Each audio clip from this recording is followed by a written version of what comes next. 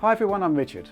So, recently we reassessed the classic Core i5-2500K and put it through a range of demanding tests on modern games. The aim here was remarkably straightforward. We wanted to know if this vintage 2011 processor could still cut it in the modern era. Overclocking it to 4.6 GHz and ramping up memory bandwidth as far as it would go, we found that it could still perform well, pretty much on par with a modern budget i5 like the 6500. But in gaming scenarios that were demanding on the CPU, performance, well, it's fair to say that it did start to look a little subpar. So, for those of you considering a PC upgrade who have the 2500K, where do we go next? Do we scrap the whole system and go for a new Skylake build, or do we push the existing socket 1155 system to its limits and upgrade the CPU? For this test, we're going to go with the latter. We're going to replace the 2500K with an i7 3770K.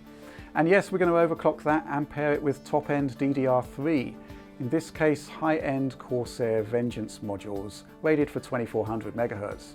We could only push this i7 to 4.4 GHz compared to the i5's 4.6.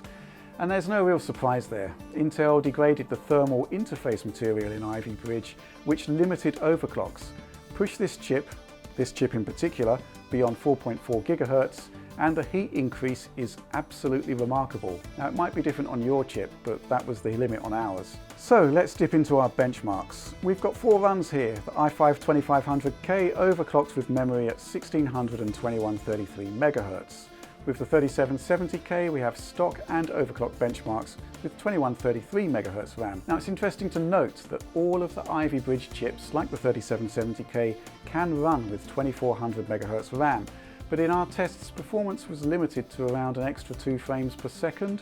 2400 MHz is nice, but 2133 will do just fine. So let's check out some benchmarks where all chips are paired with an overclocked Titan X running at 1080p. As always, this is all about taking the GPU out of the equation as best as we can and putting processor performance to the forefront.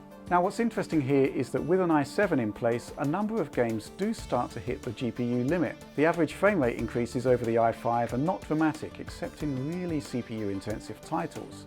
The i7 brings something different to the table: increased stability in the lowest recorded frame rates. Take Crysis 3 for example.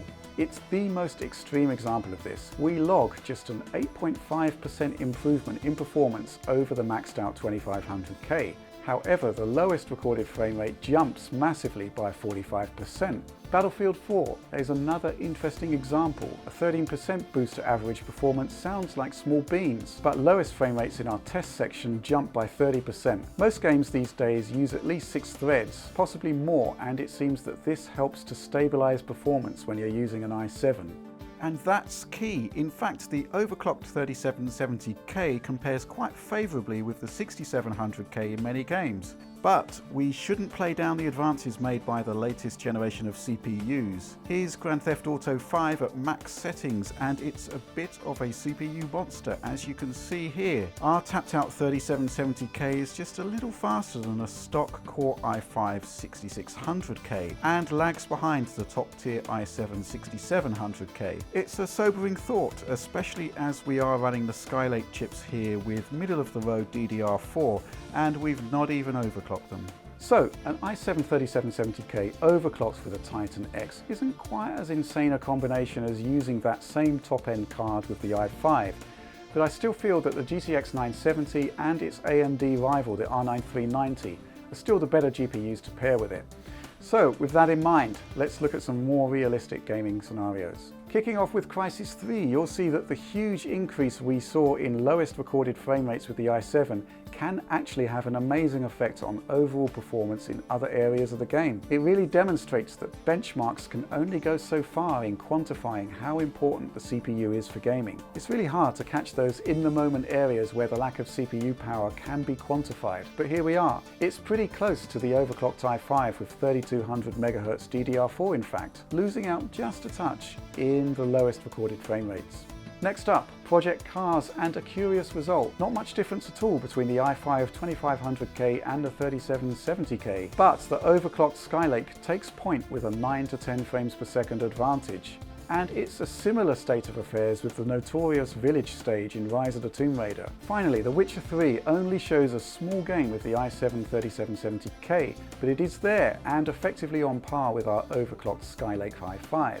So, what about an AMD graphics card then? More threads seems to help achieve further stability with the R9 390, and the 3770K is a good partner for Radeon graphics hardware. But that troublesome Rise of the Tomb Raider stress test we previously used still sees Nvidia's lower driver footprint handing better results overall. So overall then, if you're running a Core i5 2500K and you aren't yet ready to relinquish your old PC completely, there is an option available to extract more longevity from your system. The i7 3770K, it is a viable upgrade, but it's not a cheap one. Used prices vary between £110 to £180 on eBay, but this is still cheaper than junking your entire PC and buying a new one. Of course, there's less CPU overhead there going forward compared to a new Skylake system, but this i7, it performed well across a range of benchmarks and demanding gameplay tests. The big takeaway is this: virtually all CPU-heavy AAA titles do utilize the extra power offered by an i7. Combine that with an overclock and higher bandwidth RAM,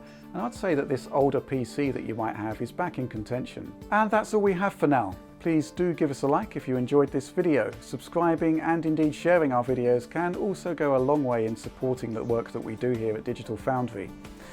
That's all we have for now. Thanks for watching.